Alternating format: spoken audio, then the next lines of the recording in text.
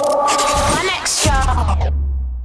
What's good, my beautiful people, and my ugly people as well? You're about to watch an episode of Charlie Sloth's wrap-up. Now, the show normally lives on the iPlayer, but it only lives there for 30 days, and my beautiful friends from outside of the UK can't watch the show, so now we're bringing it here to YouTube. Sit back, relax, and enjoy it. Now remember, if you want to watch exclusive episodes of the wrap-up, you've got to go to the BBC iPlayer. You can do that by clicking right here. You see that there? Magic, fam, man's like dynamo. I'm a magician inside. The wrap-up, cuz, get involved.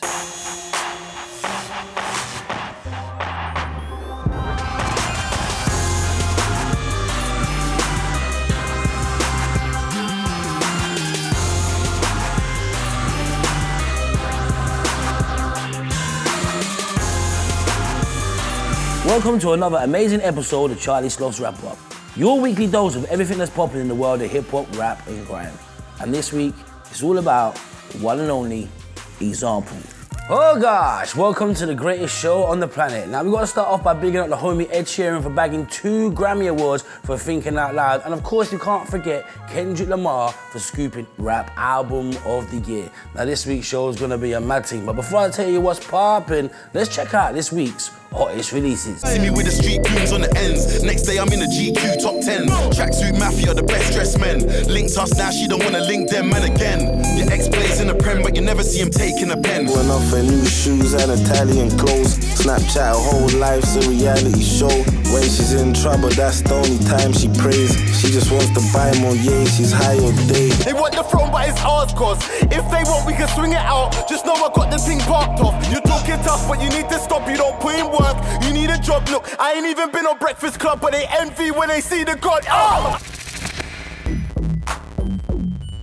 Today on the show, we catch up with Example, and we've got an exclusive live performance courtesy of Swiss performing the legendary track, Cry. But first, let's check in with this week's in-house producer, who goes by the name of Adamsky. Oh gosh. Man like Adamsky, what's going on, bruv? Nice to meet you, bruv. You too. First things first, the name, where does the name come from? I stole it off a UFO guy in the 80s. Serious? Yeah, George Adamsky. Well, my name's Adam, and I just, re-edited it. So how long have you been producing for? About 30 years. 30 years?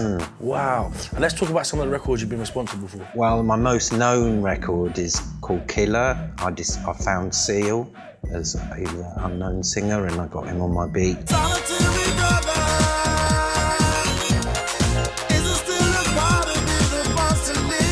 In the 90s, I worked with Africa Bambaataa and Curtis Blow and some of the hip-hop pioneers. So, bro, you've got 3 records for me to hear today, right? Yeah. What's the first one called? The Last Smoke.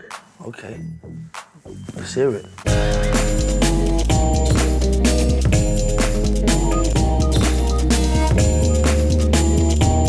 That is sick. I feel like Billy the Kid for a minute there, man. Goes into a dance, bass drops, wow. That was bad, love that. Cheers. What's the second one? Holy Roller, this one's called. Holy Roller.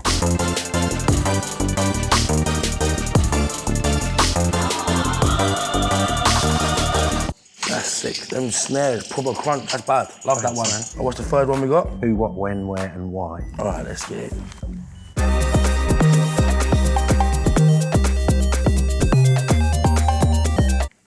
That is sick. Love that. That is sick. Percussion, the synth from the strings coming, very sick, but I've got to pick one. And the record we're gonna hear throughout today's show, courtesy of Adamsky, Holy Roller. Bruv, pleasure, man. Nice to meet you, bro. You too. Legend in this thing. Oh gosh. So I'm joined right now on the wrap up by the one and only Example. Hey, What's going on, bro? You good? You all right? Thanks for having me, mate. Pleasure. I was wondering when I could get back on this, and finally I dropped the right track, yeah, and I'm back in the mix. Back in the mix of things, bruv. Oh gosh. Let's take it way back. Yeah. To where it all started for you, when you first started rapping. I was probably about 11 Yeah. in the playground at school, just to sort of fit in, get a bit of protection. I used to like the rhyming as a poetry, but I never really was brought into the scene until I was a bit older, because I never heard anything like it. Because I'm 33, so when I was 11, we're talking 1993. So I was listening to like Wu-Tang and LL Cool J, and then later Snoop Dogg and all that sort of stuff. But I never saw it as a career. Because you got to remember, for me, or for any white rapper around them times, this is way before the streets, this is way before Eminem. So if you did it, You know, it was totally acceptable amongst all my mates and that, but as a career path, it was just like unheard of. That led me to start flexing muscles in other areas, like started singing, like, you know, I've done a rock album, I've done electronic albums, I've done dubstep, I just love music. Obviously, rap's where the first love started. And the name, where does the name come from? E.g., example, Elliot Gleave, my real name. Literally in the playground one day, and a kid who was way bigger than me just come up and went, yeah, your name's gonna be Example. And I was like, all right. Didn't really have a choice. Yeah, I was probably about 12, 13, and he was a lot taller than me and a lot bigger, so I just went with it. Now, when it comes to freestyle platforms, there's only one that really matters. Yes, I'm talking about Fire in the Booth. With over 50 million views last year, this year looks to be even bigger. And this week, stepping into the booth, straight out of Luton, is the one and only Nave Smalls. Let's check out some highlights. Painting in my bed at night, she way above the average, but she know just where my head's at with that pen up in her. She said you'll make it for your people, but damn if she's evil. These roads are so deceitful, had me moving like I lost it. That burner in my pocket, in their ends like fuck the gossip. My finger on the trigger, it's too deep for me to drop it. Most of these niggas never done shit. This beef is just a cycle. The realest stay inside without their life, they with the lifers. Man, I never seen it coming, yeah. Looking at what my people come from, Luton, this ain't fucking London. So there you go, that's what you're getting from this week's Fire in the Booth. Remember, you can check out the full episode this Saturday night on 1Extra and Radio 1 from 10 p.m. Oh gosh. What was the moment for you, example, that you knew you was on? That was like, raw, like I'm in. Because the music industry, it's not an easy business to get into. Like, I had years of failure before anything happened. I mean, back when I first obviously met you and like knew about you, when you were putting out stuff on MySpace days, which was what, like 2005, 6, something like that. So we're already talking a decade. So before that, I didn't really have a record deal, and I was working as a TV editor over at MTV, Nickelodeon, and I was putting out white labels as a hobby. This is when people used to buy vinyls, obviously. I remember going to go to Dill Real and jump on an open mic stand at Dill Real. But it was still a hobby. And then all of a sudden, this guy, Matt, took a record off me, and I think it was played by Russ Kwame, and then Zane Lowe, and then Pete Tong. Then I met my manager, my manager sort of pretty much discovered the streets and Plan B. He was their publisher. Then went on to meet Skinner, signed to the Beats, but then that album flopped. Imagine you're touring with the Streets and like Plan B and Pro Green and Mitchell Brothers. Like for me, it wasn't even a job at that point. I was probably making 150 quid a gig, if that. I was in debt, the Beats folded, lost my record deal. I thought, right, this is over. Signed to Ministry of Sound, and then I thought, right, I've always been into Prodigy and Basement Jaxx. Started trying other stuff, but still, you know, spitting every now and again. And the breakthrough moment was Kickstarts. So I'd already had a couple of top 40s with Won't Go Quietly and Watch the Sun Come Up. But then the breakthrough moment was Kickstarts. That's that time when I thought, right, I'm here now. That's when all of a sudden I started getting bookings overseas. And by that point, I was like 30, 40K in debt because I was paying for myself to be on tour constantly. And I was still doing 150, 200 gigs a year, even when I'd lost my deal with Skinner's label. It still took another year to wipe out the debt and start seeing actual money from it. So that's light work, you know. It's like 20, 40 grand a show to book my man. It's like, woof, get that out of the way quickly. No more debt. Stop selling me cheaply. Stop selling me cheaply. That's on a weekday student night. I think, I'm glad you asked. A lot of people don't really know that story, and I think a lot of people, if there are people watching this and they're 16, 17, they might know that I rap a bit, like 8 bars, 16 bars on some of my singles. I remember you as a rapper. Yeah, well, I was doing pirate radio when I was 14, 15, around West Kent and all around Wandsworth and Battersea. And then from then I started doing garage raves and jungle raves when I was like 18, 19, when I was a student. I was getting 20 quid here, 30 quid there. I never thought it was a career. Even after I'd been on tour with the Streets, and that whole time I was making like such a weird, different type of rap to anything. Just being me, just talking about what I knew. But at that time, I don't think I found my voice or my market, if you know what I mean. So it took a lot of experimentation. I probably recorded 100 songs between like 2007 and 2009 before I had that breakthrough hit. Now we all know that when it comes to radio stations, the number one is BBC Radio 1Extra. Don't know, Monday to Friday, 4 to 7 p.m. Now this week was no different from any other week. It was full of celebrities and A-list artists, some Z-list artists. But let's check who passed through the studios this week. I can see my whole world changing. There's no need to live if I can't live with you. What I did was wrong, I'm sorry.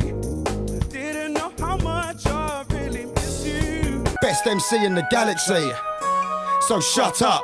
How dare you buzz freak? So ugly. Just shut up.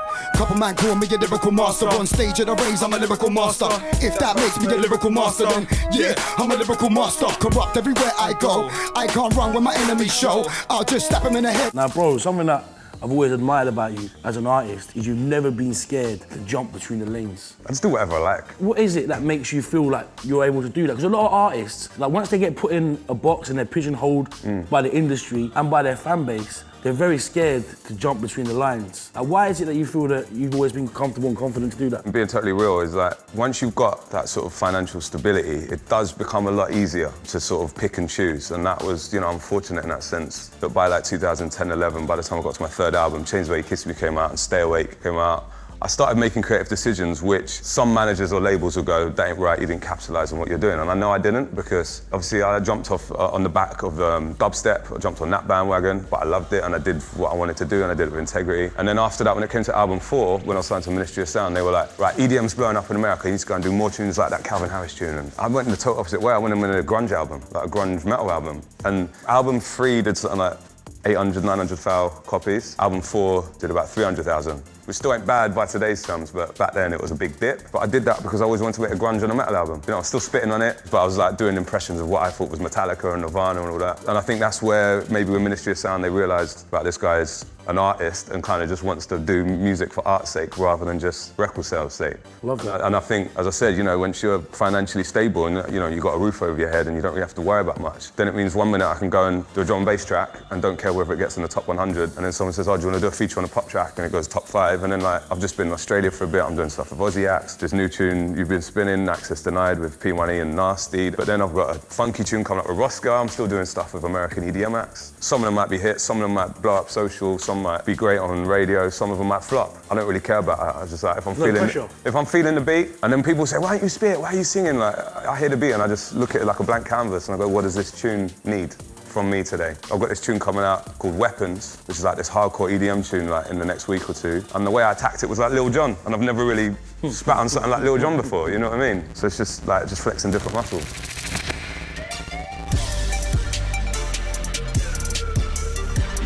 You good? Good. Sloth, Yaxters, welcome to Marbet Clothing. Let's get it. Alright, Yaxters, for drop 1, we got the blue DPM 1.5 jacket. Likes! Alright, what I'm liking about this is the satin material all over. It's got different colorways. We've got the khaki green sleeves, the cherry army print. Drop 2. Alright, for drop 2, we got the blue filled bomber jacket and the red filled bomber jacket. What I'm liking about these ones is the embroidered Marbet London logo on the back of this one, the royal blue colorway, blood red colorway, and the little camel slits on the pockets. And one for my ladies, we got the crop top DPM bomber jackets. Likes, it's cropped, it's warm, and it's light. Now for drop 4, I always go in with something a bit more special. And we got a sample piece right here. Marbet's let me name this one, so I called it the Patent Dark Knight jacket. Likes, the PU nylon material all over, the leather pouch in the front, and the raincoat fit. 4 yaks, 4.5 yaks, 5 yaks, 5 yaks. Yaks.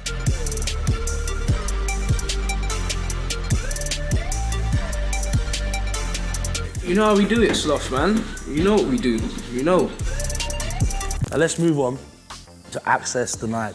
Yeah. Massive record, bro. Thanks, man. Massive, loving it. How did it come about? Darky Freaker, big up Darky Freaker. He sent me the beat about 5 months ago for my project, for my new album. And I wrote something to it, and I just thought, like, spitting for like straight 3-4 minutes, like, you can get away with that with the right beat, but the beat was so heavy, because you know, it's just like constant, like, build, drop, build, drop, build, drop. I felt like it needed a bit more release by having different voices on it. So I sent it to a few MCs, and some people came back like, sick, but it ain't for me. And I sent it to P, and he called me, he was like, oi!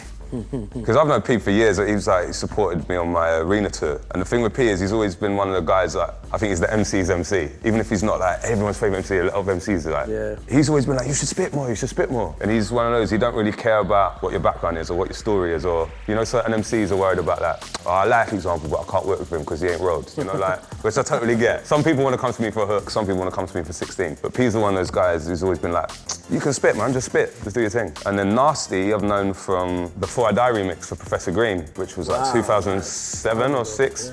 with Getz and Plan B on it as well. And I've just been in touch with him on and off since then over the years. When I sent him the beat, he was like, yeah, I'm there. It's a big record as well, bro. All got together. Yeah, I'm just glad it's finally come out because it seems like the right time. Been down JD, got a new tracksuit, stepping on ground cause it's hot. Pop rap, techno, D&B, dubstep, all I care about is the drop. Touring's alright, but I'm bored of the flights. 120 gigs last year, so nice. Told man I come to your studio morning and night, then I go to war with a mic. Now, obviously you're married now. Yeah.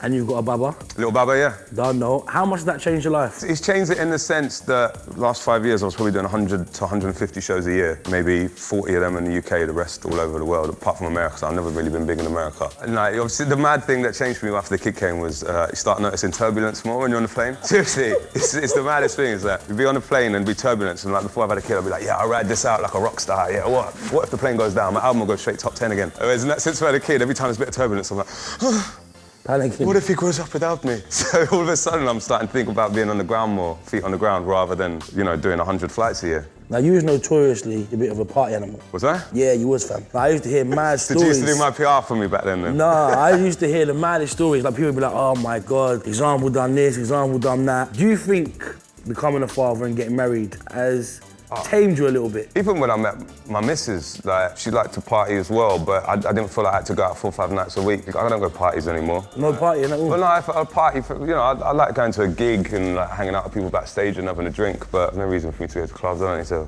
pick up chicks and I don't want to meet fake people. I've been through all that, you know what I mean? I've made all the mistakes that I need to do in life. I'm just happy now, like, I'd rather just hang out with real friends, you know what I mean? Love that. Still to come on the show this week, we hear more from Example. We've got an exclusive live performance from Swiss performing Cry, and we've got all the gossip from our US correspondent, Valerie Lora. Now, you've seen the progression of the UK scene. Like, you've been here 2 years deep in the game. How do you feel about the current state of the scene? It's healthy. I mean, I was in lineups of Skepta 10 years ago. You know, even though we were on totally different paths. It's nice to see people who've been working for years and have tried every different type of thing, you know, because he's tried pop singles and he's tried hip-hop and this and that. It's nice to see him come back to what he started with, but actually get attention out from all across the world. So I think when grime first started out, you know, UK hip-hop was sort of dying around them times when that was about. It was a very cool thing for stuff like Vice magazine and Dazed and Confused to write about, because it was like a subculture. Whereas I think at the time, a lot of the artists were quite young and maybe not experienced in terms of how to talk to the media and how to present yourself in this way. And a lot of the guys who started out then are so much older now. You know, they've settled down or they've had kids or they've realised they've made mistakes. That now it's sort of like this second wave's come back. They know exactly what to do and how to maximise and capitalise on it. I think everyone's a better businessman now.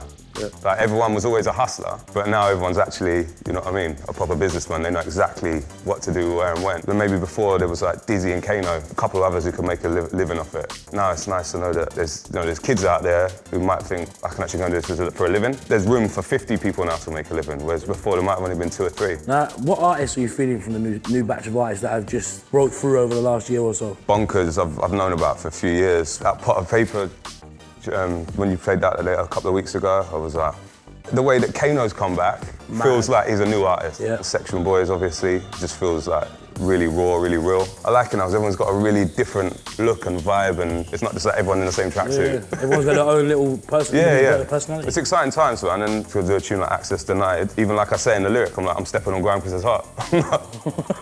I'm not beating around the bush, I'm being straight up about it. But it's nice for me to flex that muscle every now and again, because I haven't really done anything like this since probably the Game Over. Wow. And the thing is, if people called me every month and was like, I need a 16, I need a 24, whatever, I'll be on it. But some people, maybe I'm not on their radar. You should have said that, because you know your inbox and your phone's gonna blow up, innit? I've had a lot more calls actually in the last week, so fair play. Hey Charlie, it's your girl Valerie Lora bringing you all this week's gossip from New York City. This week's news was pretty much dominated by Kanye West and the NBA's All-Star Weekend. So after all the name-changing shenanigans, the album The Life of Pablo was finally released immediately after his Saturday Night Live performance. I'm sure KanyeWest.com right now. Tidal streaming right now. Unfortunately, the album is exclusively on Tidal, which helped make the app the #1 on iTunes. It wouldn't be a story without a Kanye rant. Apparently, he's in debt, approximately $53 million in debt. So bad that he tweeted Facebook boss Mark Zuckerberg for an investment. He also mentioned his previous snubs. I make Dark Fantasy and Watch the Throne in 1 year, wasn't nominated for either. I will have over 100 Grammys before I die. Meanwhile, over in Toronto, it was All-Star Weekend and Drake's Toronto team took the win. It's the first time here. I wanted to make it special, so I threw the game. Fabulous and Amber Rose got into a lip-syncing battle during the Beats in the Six event. Major key alert. Drake stays winning as he received the key to the city in Toronto. Done. While over on the West Coast, Kendrick Lamar was given the key to Compton. Including Album of the Year. After dropping his third project in 6 months, Future's Evolve earns him his third #1. That's all from me, Charlie. I'm Valerie Lora. See you next week. So, bro, this is always the hardest part for any artist who steps into the basement. Top 5 UK records of all time. You should prepare me for this. I'd like to throw people on the spot. Start with number 5. We've got to put them in order. Yeah. Accounts the State of Mind, Skinny Man. Yeah. Just to absolutely hammer that. Number 4. Probably do Fix Up Look Sharp, P's and Q's.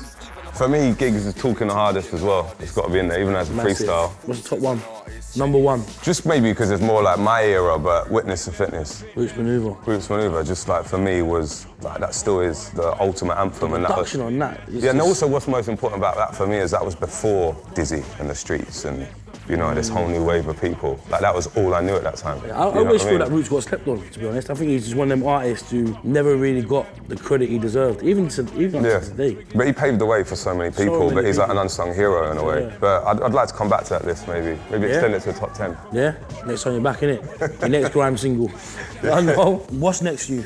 2016. Got this EP with Jammer and Da Vinci, which we're trying to mix and get that finished in the next few weeks. I've got a track with Roscoe coming out. I've got some stuff like with sort of American EDM acts, which is more for that market in America and parts of Europe and Australia where, you know, certain sounds are bigger than they are in the UK. First example single probably around May or June, like from, you know, my solo album I've got with Sony. If I'm a fan of someone and they want to work with me, then I'm always down. I mean, I've got unreleased records I've done with Wretch, you know, like when me and him are back to back on that. Sounds like Outcast or something. That's the thing though, is that when you're signed to a major, sometimes it's a bit more difficult. Like if things can come out separately as someone featuring me, it's a lot easier sometimes than an example straight up. Like there's always label politics that kind of ruin releases sometimes. Well, it's been an absolute pleasure, man. Nice one, brother. Always welcome for example, bruv. Keep killing that out here. And like example. Now, anytime we have an artist here in the basement, we always ask them, what is your top 5? And one record that frequently appears in artists' top 5 is the next song we're about to close the show with. Courtesy of Swiss, this is the legendary Cry. Take it away. Hey, yo, I swear it was like around the times when things are going well, when we had to pack guns and then Asher went jail and then couple months down the line, me and Morgs thinking about my brother doing mad time and these mums. Then I hugged her, I don't know how it came around like this. Then she looked and said, look after the album, Swiss, and make sure that you learn something out of this. And the thought of it makes you wanna, cause that's the only son. Take away your boy from his mother, that's a lonely mum. Protect yourself with the loaded guns, just one of the rules, and Asher weren't the only one, so for the fact that it's nothing fun when a brother's trying to put 6 in your gut and run. No, I don't wanna be another bum, there's another million people like me in another slum.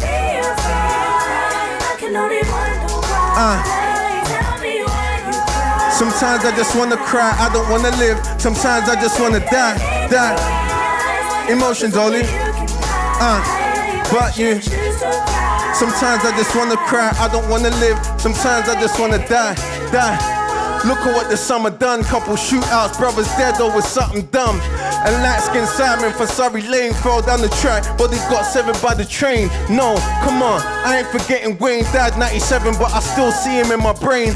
All the pain and the memories, brothers in cemeteries. We lost Spider, I pour a little Hennessy, man, and we bring back them if we can. I shed tears from my eyes with the pen in my hand. I'm just trying to stay alive, can't tell if I can. And these brothers wanna put a shell in my man, damn. Does the Lord hard care? They're eating bread while everybody starves there. Yeah, look what happened to the motherland. They don't wanna treat blacks the same as another man. And just cause our skin's different color and I don't change color, but they call me a colored man. There's only so much you can take in when your head's nappy with the shade of a slave skin. The ghetto spent most of my days in. I ain't in prison, but I feel like I'm caged in. Tell me. Sometimes I just wanna cry, I don't wanna live. Sometimes I just wanna die. Emotions only. But you, yeah. Sometimes I just wanna cry, I don't wanna live. Sometimes I just wanna die. Your wisdom as your lifeline. Don't let your mind slip. You got to fight hard and keep on striving. Surviving, keep rising. Oppression sustain, let it go, cry. Sometimes I just wanna cry, I don't wanna live, yeah, sometimes I just wanna die.